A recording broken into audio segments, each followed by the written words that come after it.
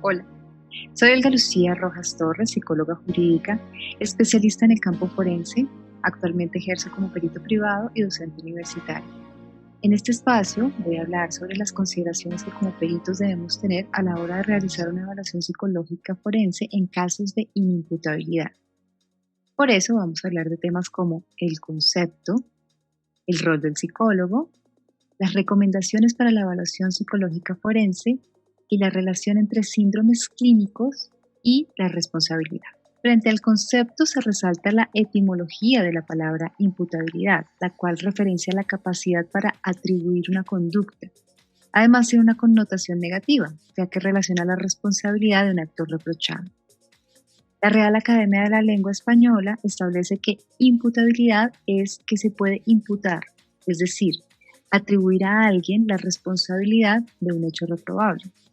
En sentido contrario, inimputabilidad sería aquella persona eximida de responsabilidad penal por no poder comprender la ilicitud del hecho punible o por actuar conforme a dicha comprensión.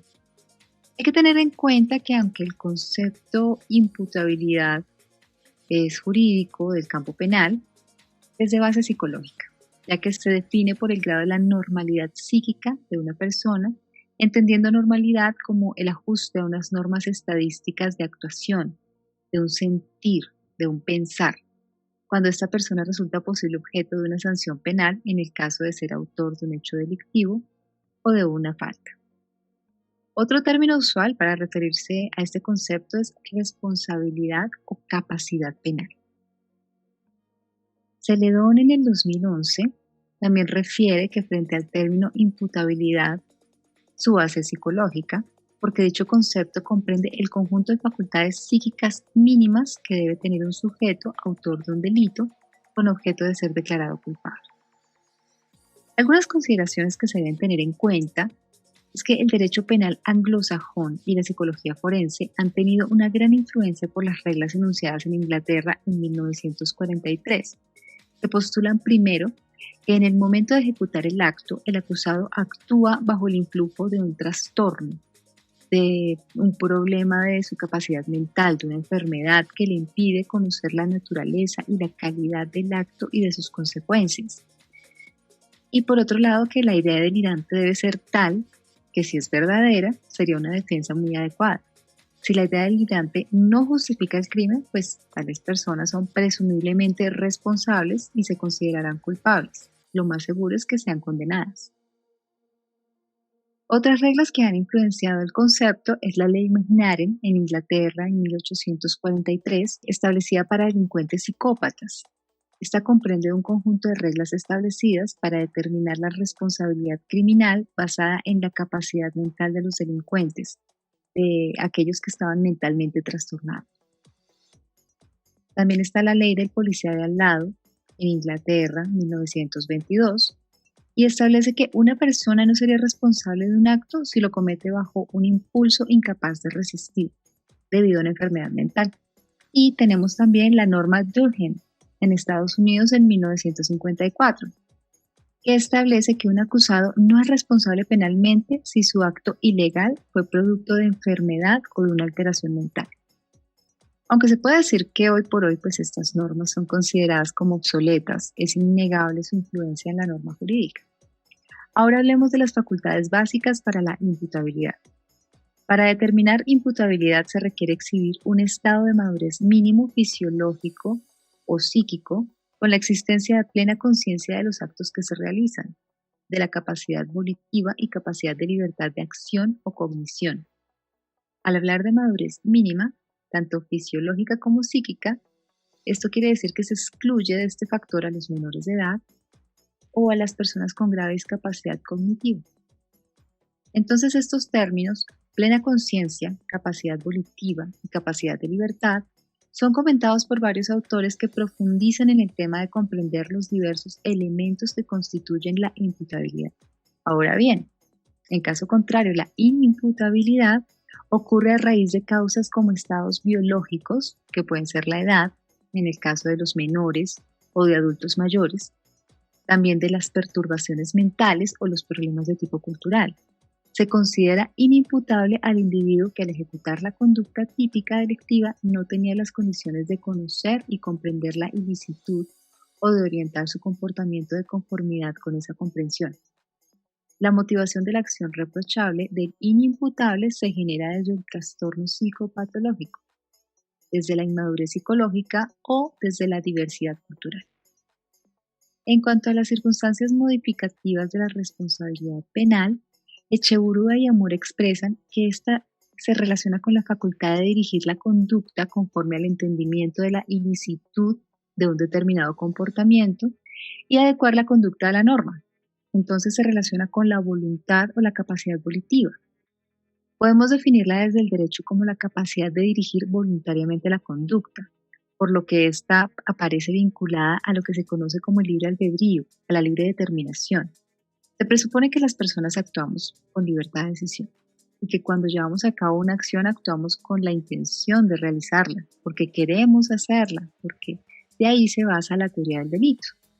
Sin embargo, existen diversas psicopatologías que impiden la regulación de la propia conducta. Y en estos casos se entiende que la motivación para la conducta delictiva se genera desde el propio trastorno, sin mediar deliberación racional del individuo.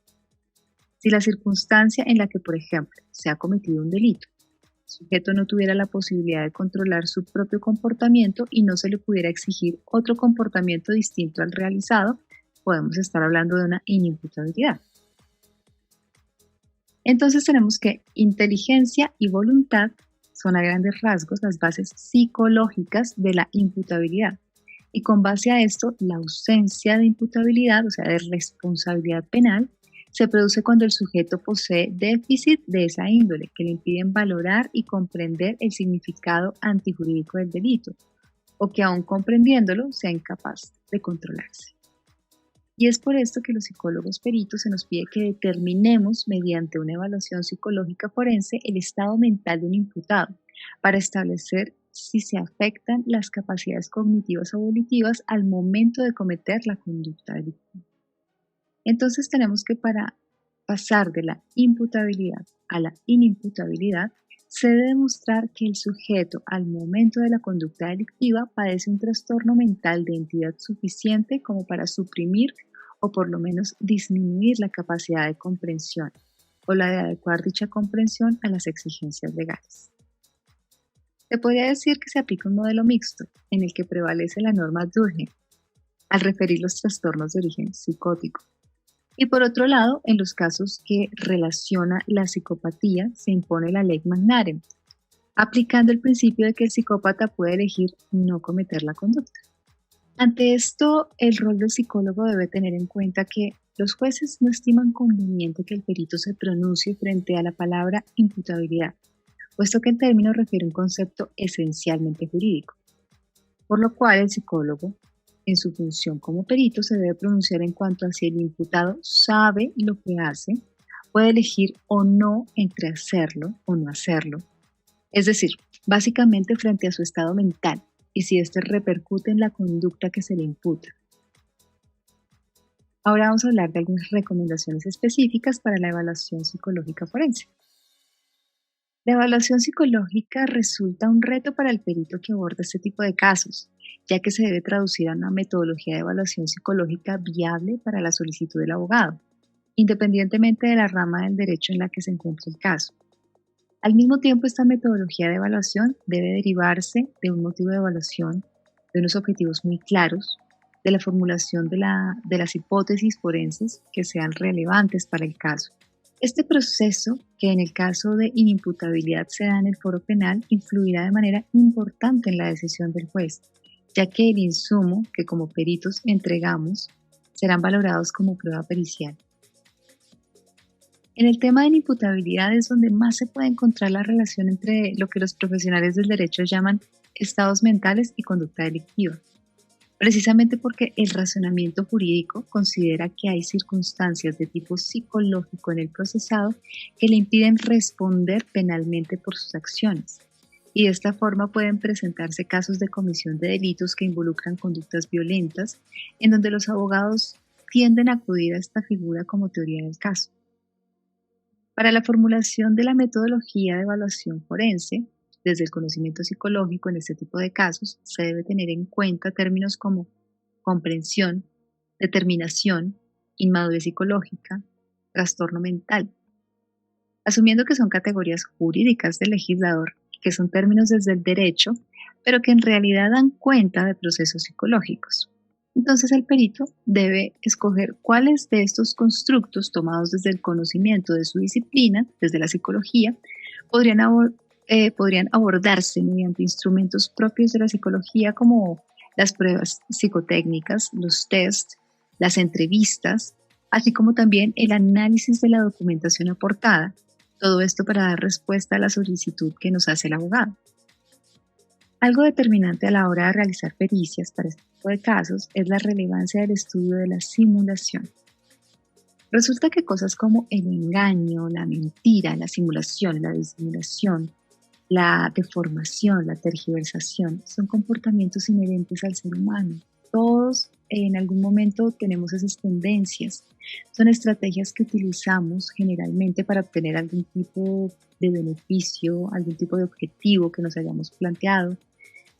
Lo que pasa es que en el marco jurídico es un poco más delicado, ya que esto puede significar obtener algún tipo de beneficio o evitar una sanción penal.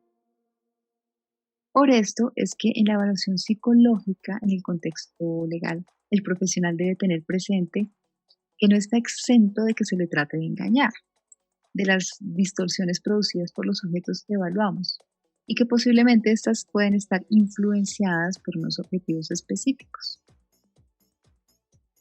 Ahora bien, la tarea de nosotros como peritos no se limita únicamente a la evaluación del estado clínico del imputado y de la interpretación de los resultados de cara a la modificación de la responsabilidad criminal del sujeto.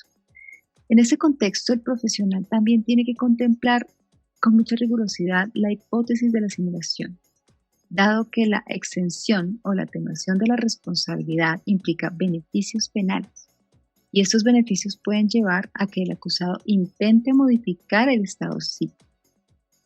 En caso de que el profesional llegue a detectar simulación, el diagnóstico no será válido.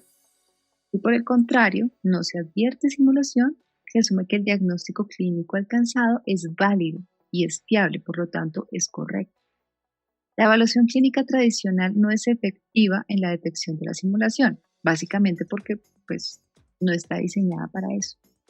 Por esto se hace necesario conocer los indicadores clínicos de la simulación de trastornos mentales que se relacionan con el proceso de imputabilidad penal, ya que estos pueden ser de mucha ayuda a la hora de evaluar un posible simulado. Algunos de estos errores se basan en que nada puede ser recordado correctamente o en la inconsistencia del discurso, es decir, los simuladores tienen una tendencia a exagerar el padecimiento a la enfermedad, y esto supone que, a diferencia de los pacientes que realmente la padecen, se ve que los simuladores suelen llamar la atención a través de su enfermedad y fracasan cuando intentan imitarla. Por ejemplo, raramente simularán descarrilamiento, incoherencia o perseveración al imitar la esquizofrenia y darán un mayor número de respuestas evasivas.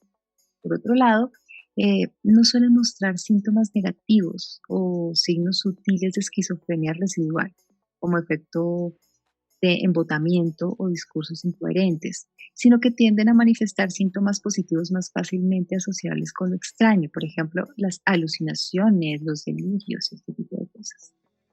Entonces tenemos que, a nivel general, en las causas que se apoya la imputabilidad son anomalía o alteración psíquica, intoxicación plena, alteración de la percepción, minoría de edad o miedo insuperable.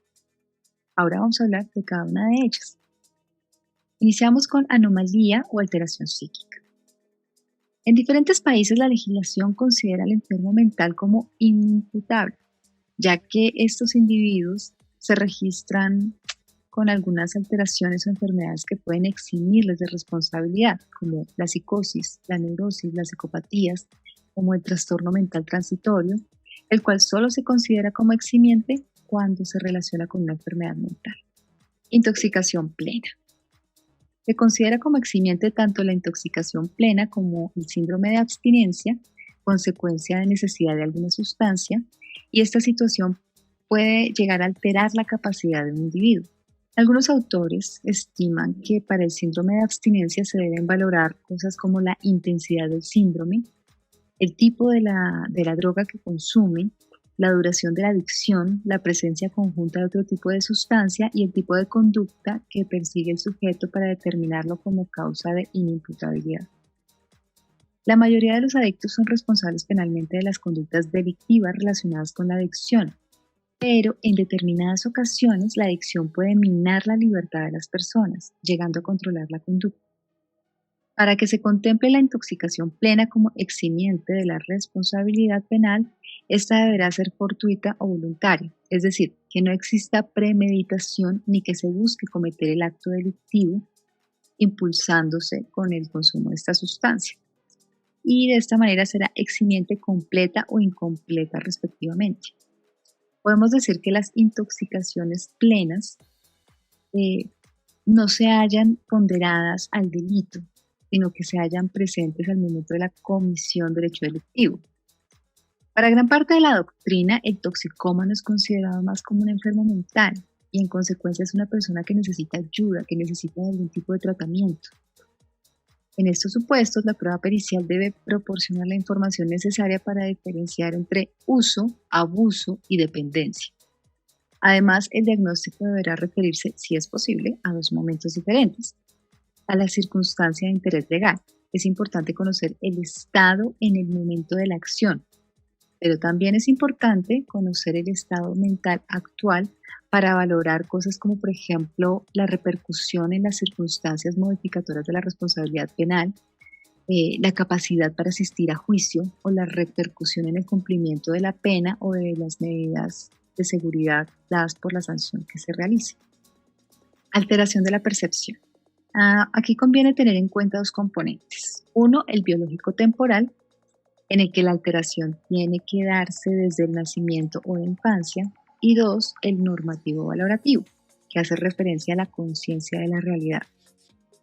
En referencia a las alteraciones perceptivas de tipo congénito, además de una enfermedad mental, las alteraciones de la percepción pueden tener su origen en defectos sensoriales como la ceguera, la sordomudez, el autismo, o bien una anomalía cerebral. Además, la jurisprudencia contempla que estas alteraciones tengan como efecto la no adquisición de una conciencia crítica sobre la ilicitud de un acto. Minoría de edad. Hay que tener en cuenta que en cada país y en su legislación se determina la edad específica en la que se puede responsabilizar a un individuo por sus actos. Inferior a esta, pues, este no podrá ser juzgado. Y miedo insuperable. Este se establece como una exención de responsabilidad para aquel que obre impulsado por miedo insuperable. Es necesario que exista una situación potencialmente dañosa, grave, inminente y real que produzca una perturbación en el ánimo invencible. No se puede invocar miedo insuperable cuando el mal que amenaza la voluntad sea una actividad lícita. Por ejemplo, si decimos que al individuo le da miedo ser detenido por un policía. Entonces, no es necesario que el mal que provoca la situación de pánico o miedo sea más grave que el que causa con la acción. Factores a considerar en criterios eximientes de responsabilidad penal con interés psicológico. Primero, el que al momento de infringir la ley por causa de anomalía o alteración psíquica tenga incapacidad de comprender la ilicitud del hecho al actuar conforme a su comprensión. Segundo, el que al tiempo de cometer la infracción penal se halla en estado de intoxicación plena por el consumo de alcohol, de sustancias psicoactivas, siempre que no se haya buscado con el propósito de cometer la conducta. También se considera el síndrome de abstinencia a causa de la dependencia de alguna de estas sustancias. Y tercero, el que por sufrir alteraciones en la percepción desde el nacimiento o desde la infancia tenga alterada la conciencia de la realidad. De otra parte, es importante atender que generalmente los legisladores refieren por anomalía a los defectos o disfunciones congénitas o precozmente adquiridas, como la discapacidad mental, trastornos del desarrollo o trastorno de personalidad. Por alteración, los juristas entienden como el trastorno mental de nueva aparición en una mente previamente sana, como por ejemplo las demencias. Y como trastorno mental transitorio, el concepto jurídico sin relación con la psicología, el cual se relaciona con lo que se conoce como reacciones exógenas, ante lo que se consideran los siguientes criterios. La brusca aparición, la irrupción de la mente del sujeto con disminución o pérdida de la capacidad volitiva, una duración breve que se cura sin secuelas, la propia curación sin secuelas y que no sea autoprovocado para delinquir. En cuanto a síndromes clínicos y su relación frente a la responsabilidad penal, podemos hablar del delirium o síndrome confusional. Este es un síndrome de causa orgánica, en ocasiones plurietológico, que se caracteriza por una alteración del nivel de la conciencia y de la atención, así como de diversas funciones cognitivas como la memoria, la orientación, el pensamiento, el lenguaje o percepción. Tiene un comienzo agudo y un curso fluctuante, pudiendo durar varios días. Los pacientes con delirium tienen una alteración del nivel de la atención. Está disminuida su capacidad para centrar o mantener o dirigir la atención, además de la alteración de la percepción que puede hacer que el paciente malinterprete la realidad, tenga ilusiones o alucinaciones, pudiendo esto condicionar su comportamiento y expresar miedo o agresividad ante estímulos externos. Este trastorno mental es orgánico, agudo, caracterizado por la confusión y conciencia alterada, posiblemente fluctuante, como ya lo dijimos, y existe un cambio de las cogniciones que se desarrolla por un breve periodo de tiempo. Hay que tener en cuenta su diagnóstico diferencial, entonces lo debemos contrastar con las demencias, con la psicosis, con el trastorno fáctico y la simulación. Y en cuanto a las implicaciones forenses, podemos referir, por ejemplo, que en el ámbito penal hay una escasa probabilidad que este diagnóstico se acepte, ya que la omnibilación de la conciencia en este cuadro no es compatible con la comisión de un delito. En el ámbito civil, se puede hablar de impugnación de contratos por falta de libertad o por vicio de consentimiento.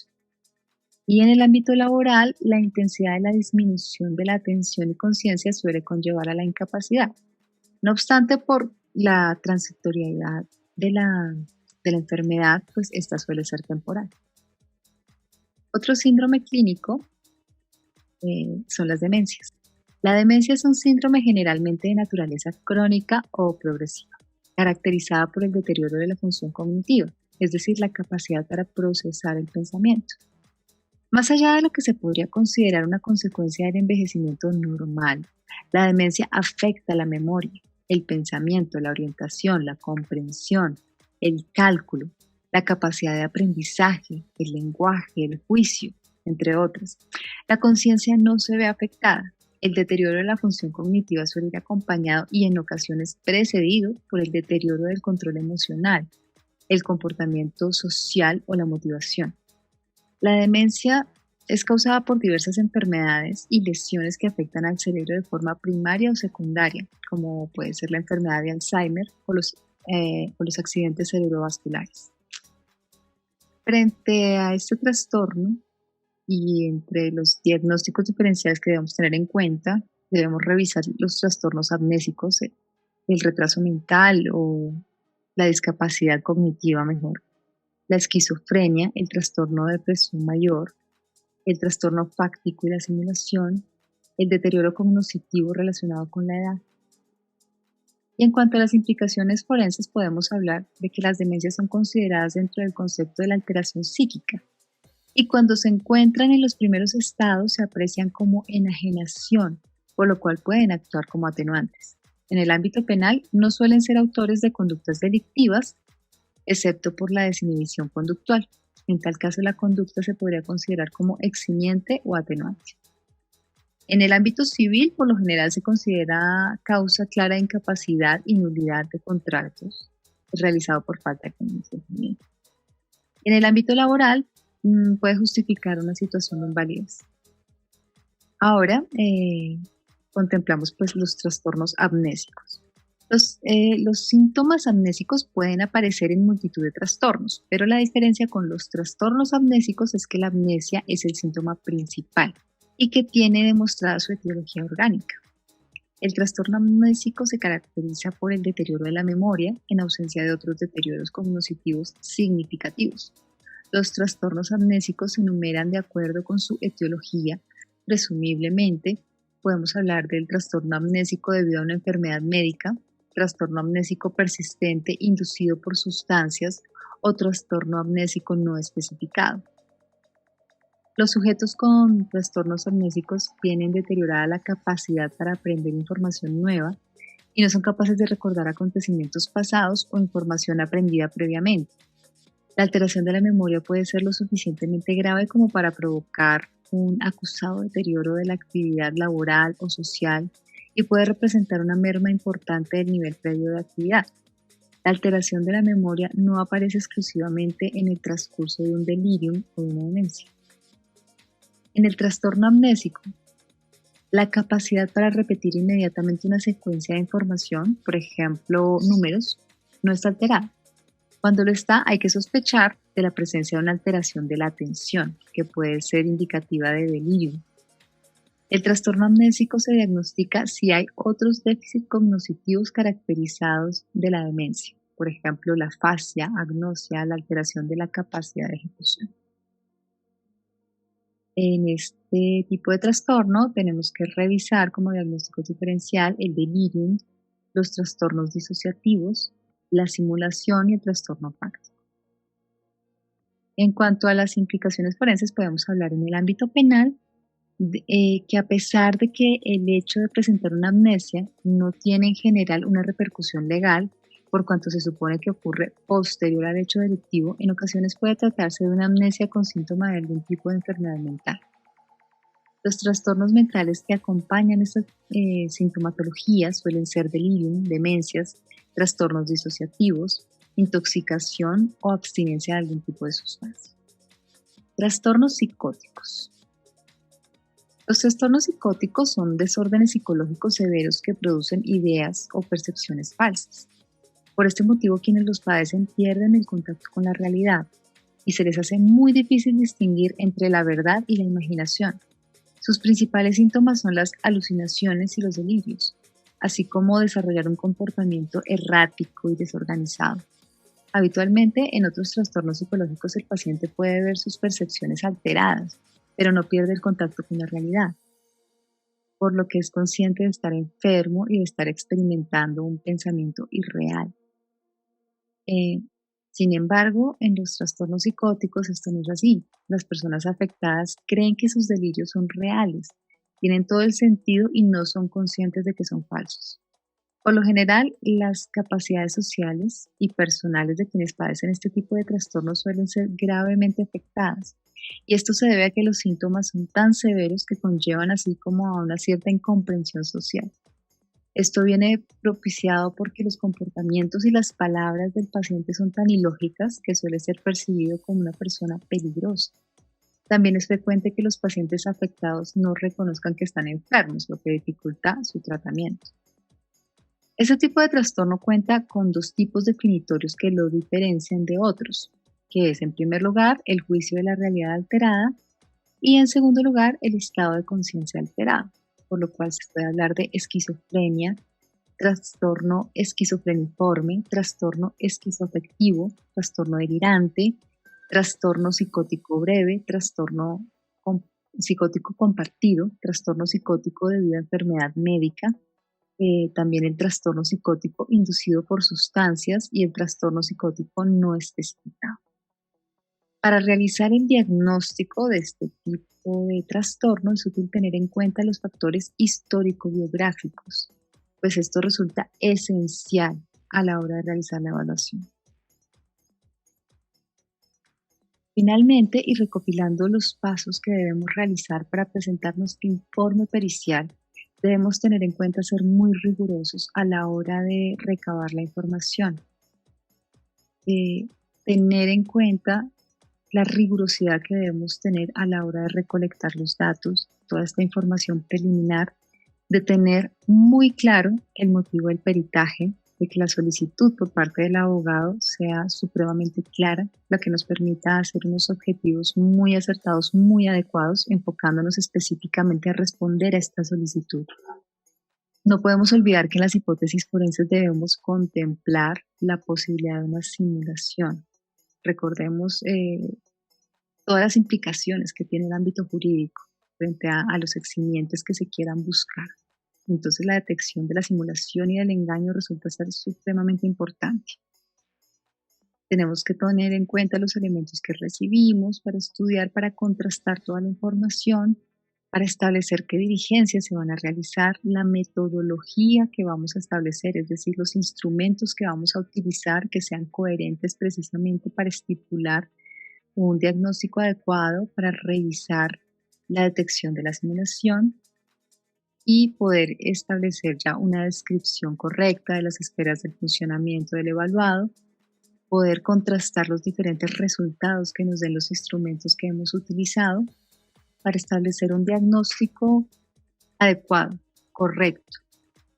También es importante tener unos referentes teóricos actuales, estar leyendo frente a las investigaciones de los últimos años, de qué se ha dicho sobre este tipo de situaciones, para poder hacer una formulación forense que se contraste con la información que hemos recolectado y tener unas conclusiones pertinentes frente a la solicitud que se nos hace y responder adecuadamente a la pregunta jurídica. Y es importante en este espacio de las conclusiones ser absolutamente claros y concretos, ya que realmente los abogados se enfocan en esta parte del informe. Por lo pronto, es todo por ahora. Así que gracias por su atención y hasta una próxima oportunidad.